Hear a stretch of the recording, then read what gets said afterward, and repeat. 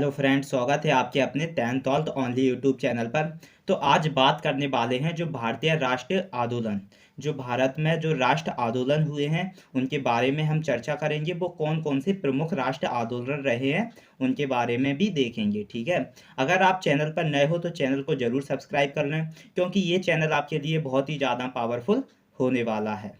तो चलो स्टार्ट करते हैं भारतीय राष्ट्र आंदोलन की। भारतीय राष्ट्र आंदोलन किस प्रकार चर्चित करेंगे, उनकी तिथियां देखेंगे कि उनमें जो वर्ष था, ईसा था, उनकी जो संरचना किस प्रकार की गई है और उनमें किस प्रकार के आंदोलन स्थापित किए गए हैं। तो सबसे पहले बात करेंगे भारतीय राष्ट्रीय कांग्रेस की स्थापना की। जो भारत में राष्ट्रीय कांग्रेस की स्थापना कब हुई है इसके बारे में देखेंगे। तो भारत में जो राष्ट्रीय कांग्रेस की स्थापना 1885 में मानी जाती है। जो भारत में राष्ट्र कांग्रेस की स्थापना हुई थी वो 1885 में हुई थी। और अंग्रेज प्रशासनिक अधिकारी, जो एक अंग्रेज प्रशासनिक अधिकारी था, ए ओ हुम द्वारा स्थापित की गई थी। प्रथम अधिवेशन 1885 ईसा बम्बई में हुआ। जो प्रथम अधिवेशन हुआ था वो 1885 में और बम्बई में हुआ था, और जिसकी अध्यक्षता बोमेश चंद्र बनर्जी ने की थी। और जिसकी अध्यक्षता किसने की थी? बोमेश चंद्र बनर्जी ने की थी। तो जो भारतीय राष्ट्र कांग्रेस की स्थापना 1885 में की गई थी, और एक अंग्रेज प्रशासनिक अधिकारी था जिसका नाम था ए.ओ. हुम, उसके द्वारा की गई थी। और इसमें प्रथम अधिवेशन 1885 में ही हुआ था और बम्बई में हुआ था, और जिसकी अध्यक्षता बोमेश चंद्र बनर्जी ने की थी। और स्वदेशी ए बहिष्कार आंदोलन, जो स्वदेशी ए बहिष्कार आंदोलन 7 अगस्त 1905 में हुआ था। जो स्वदेशी थे उनका बहिष्कार करना था। तो स्वदेशी ए बहिष्कार आंदोलन 7 अगस्त 1905 में हुआ था, और बंगाल विभाजन वर्ष 1905 के विरोध में शुरू हुआ। जो बंगाल विभाजन हुआ था उसके विरोध में 1905 में शुरू हुआ था स्वदेशी ए बहिष्कार आंदोलन, जिसमें विदेशी सामानों व वस्त्रों का बहिष्कार किया गया था। जिसमें बताया गया था कि जो विदेशी सामान थे और विदेशी वस्त्र थे उनको त्याग दें और भारतीय वस्त्रों का आगमन करें। तो ये स्वदेशी ए बहिष्कार आंदोलन था, और जो कि 7 अगस्त 1905 में हुआ था। और इसी टाइम बंगाल विभाजन हुआ था 1905 में, और इसी के विरोध में हुआ था, जिसमें स्वदेशियों का जो सामान था, वस्त्र थे, उन सब का त्याग करना था, और भारतीय की जो बोले तो भारतीय वस्तुओं और सामानों को अपनाना था। अब बात करते हैं मुस्लिम लीग की। मुस्लिम लीग की स्थापना वर्ष 1906 में हुई थी। जो मुस्लिम लीग की जो स्थापना हुई थी तो वर्ष 1906 में हुई थी, और आगा खां व सलीमुल्लाह खां के नेतृत्व में ढाका में स्थापना की थी। बताया गया है कि जो मुस्लिम लीग की स्थापना वर्ष 1906 में हुई थी, और आगा खां व सलीमुल्लाह खां, आगा खां और सलीमुल्लाह खां के नेतृत्व में ढाका में स्थापना की गई थी। कहाँ पर की गई थी? ढाका में स्थापना की गई थी, और इसका उद्देश्य मुस्लिमों के राजनीतिक अधिकारों की रक्षा करना था। और जो मुस्लिम लीग की स्थापना का एक उद्देश्य था, इसका उद्देश्य था कि मुस्लिम हैं उनके राजनीतिक अधिकारों की रक्षा होनी चाहिए। तो मुस्लिम लीग की स्थापना 1906 में की गई थी, और आगा खां व सलीमुल्लाह खां के नेतृत्व में ढाका में इसकी स्थापना की गई थी। अब बात करेंगे होम रूल आंदोलन की, कि होम रूल आंदोलन किस वर्ष हुआ है। तो होम रूल आंदोलन की बात करेंगे हम। तो जो होम रूल लीग आंदोलन वर्ष 1916 में हुआ था। बताया गया है जो होम रूल लीग आंदोलन वर्ष 1916 में हुआ था, और स्वशासन प्राप्त करने के उद्देश्य से अप्रैल 1916 में बाल गंगाधर तिलक ने पूना से तथा सितंबर 1900 अप्रैल में 2016 में जो बाल गंगा तिलक ने पूना से तथा सितंबर तक 1916 में एनी बेसेंट ने मद्रास से शुरुआत की थी। बताया गया है कि जो होम रूल लीग आंदोलन था वो वर्ष 1906 में हुआ था, जिसमें जो स्वशासन प्राप्त करने के उद्देश्य में किस जो होम रूल लीग आंदोलन की वर्ष 1916 में हुआ था, इसका क्या उद्देश्य था? इसका उद्देश्य था कि स्वशासन प्राप्त करने का उद्देश्य था। और ये अप्रैल 1916 में बाल गंगाधर तिलक के नेतृत्व में और पूना से तथा एनी एनी बेसेंट ने मद्रास से शुरुआत की थी, ठीक है। और सितंबर 1916 में जो एनी बेसेंट ने मद्रास से शुरुआत की थी। तो ये होम रूल लीग आंदोलन का उद्देश्य था, स्वराज्य प्राप्त करने का उद्देश्य था, जो कि 1916 में हुआ था। अब बात करेंगे जलियांवाला बाग हत्याकांड। ये जलियांवाला बाग हत्याकांड एक भारतीय राष्ट्र आंदोलन में से एक प्रमुख माना जाता है, क्योंकि ये आपको हर एक कॉम्पिटिटिव एग्जाम में देखने को जरूर मिलता है। जलियांवाला बाग हत्याकांड ये 13 अप्रैल 1919 में हुआ था। जो जलियांवाला बाग हत्याकांड 13 अप्रैल 1919 में हुआ था, रोलैक्ट एक्ट के विरोध में। जो रोलैक्ट एक्ट के विरोध में डॉक्टर सैफुद्दीन कीचुल, जो डॉक्टर सैफुद्दीन कीचुल व डॉक्टर सत्यपाल की गिरफ्तारी का विरोध करने के लिए आयोजित जो जनसभा पर जो जनरल डायर द्वारा गोली चलाने का आदेश दिया गया, जिसमें सैकड़ों निहत्याएं लोगों की मृत्यु हो गई थी। जो जलियांवाला बाग हत्याकांड 13 अप्रैल 1919 में हुआ था, ये एक रोलैक्ट एक्ट के विरुद्ध में हुआ था, जिसमें डॉक्टर सैफुद्दीन कीचलू और डॉक्टर सत्यपाल की जो गिरफ्तारी हो गई थी, उसके विरोध में ये जलियांवाला हत्याकांड अपनाया गया था। और जिसमें जो आयोजित जनरल डायर था, उसने गोली चलाने के आदेश दिए, जिसमें सैकड़ों लोगों की मृत्यु हो गई थी, ठीक है। अब बात करेंगे असहयोग आंदोलन की, कि असहयोग आंदोलन का उद्देश्य क्या रहा था।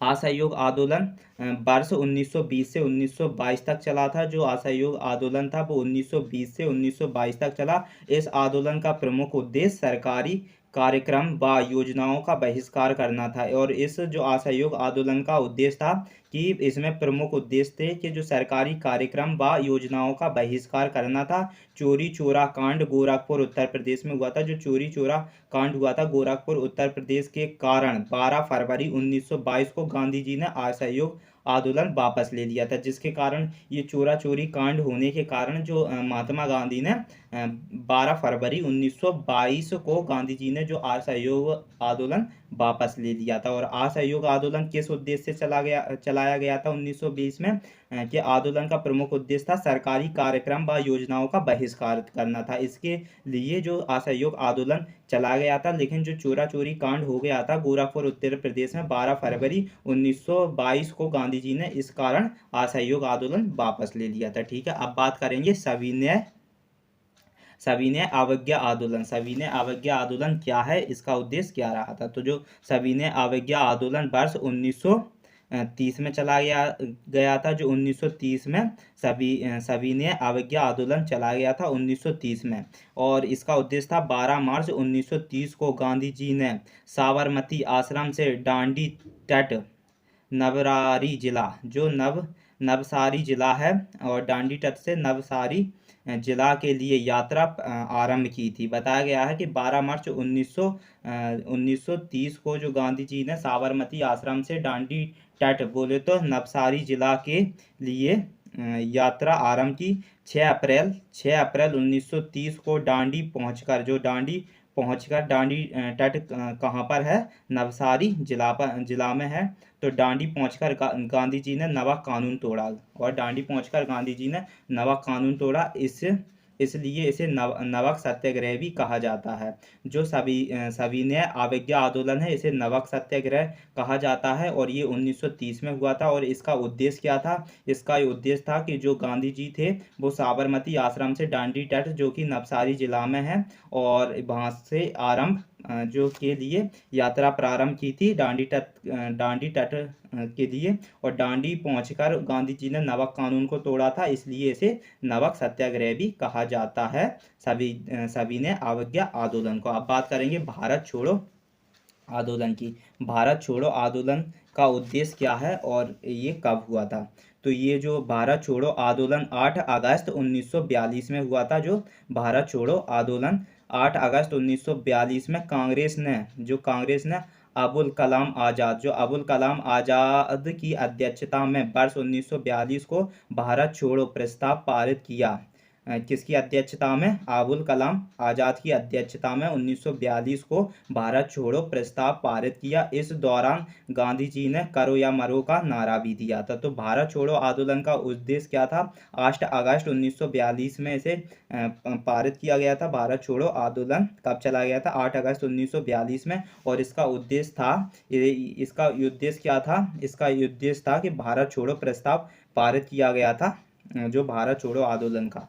ठीक है, तो इसमें इसी में और इस टाइम किसकी अध्यक्षता में किया गया था? ये अबुल कलाम आज़ाद की अध्यक्षता में किया गया था। और इसी दौरान जो गांधी जी ने करो या मरो का नारा भी दिया था। ठीक है, अब बात करेंगे जो कैबिनेट मिशन की। कैबिनेट मिशन कब अपनाया गया था? जो कैबिनेट मिशन की बात करेंगे कि कैबिनेट मिशन 12 बोले तो मार्च 1940 में, मार्च 1940 में भारतीय नेताओं से भारत का जो संविधान तैयार कराने, जो कैबिनेट मिशन था वो मार्च 1940 में जो भारतीय नेताओं से भारत का संविधान तैयार कराने और अंतरिम सरकार के गठन के उद्देश्य से भारत आया। जो कैबिनेट मिशन था वो उसका कर्तव्य क्या था? वो जो भारतीय नेताओं से भारत का जो संविधान तैयार कराने और अंतरिम सरकार के गठन के उद्देश्य से भारत आया। इस मिशन के सदस्य स्टेफोर्ड और क्रिप्स और पैथिक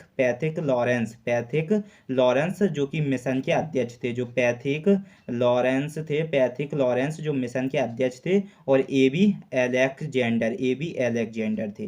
तो इनका काम क्या था? इनका उद्देश्य था कि भारतीय संविधान को तैयार कराना। ठीक है, जो कैबिनेट मिशन का उद्देश्य था भारतीय संविधान का जो उद्देश्य था वो था भारतीय संविधान को तैयार कराना, और ये 1940 में हुआ था। और इसमें जो इस मिशन के सदस्य स्टेफोर्ड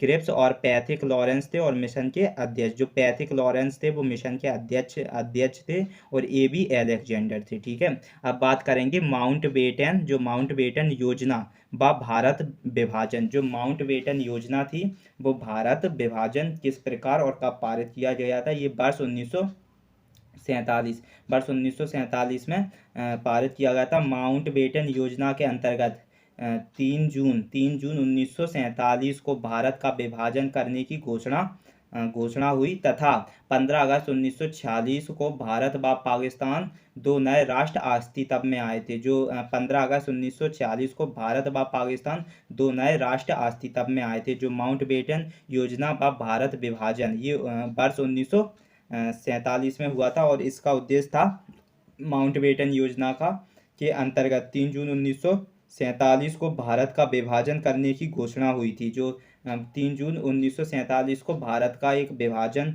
हुआ था और इसे करने की घोषणा हुई थी। और 15 अगस्त 1947 को भारत व पाकिस्तान दो नए राष्ट्र अस्तित्व में आए थे। तो 15 अगस्त 1947 को भारत व पाकिस्तान का विभाजन हो गया था, और ये दोनों दो नए राष्ट्र अस्तित्व में आए थे। तो ये माउंटबेटन योजना व भारत विभाजन था। तो इस प्रकार हमने देखा कि भारतीय राष्ट्र आंदोलन की किस प्रकार प्रमुखताएं रही हैं। ये भारतीय राष्ट्र प्रमुख आंदोलन रहे हैं, तो इनकी हमने चर्चा की है। तो आई होप आपको ये सब समझ में ज़रूर आया होगा। मैंने एक एक करके आपको बिल्कुल सरल भाषा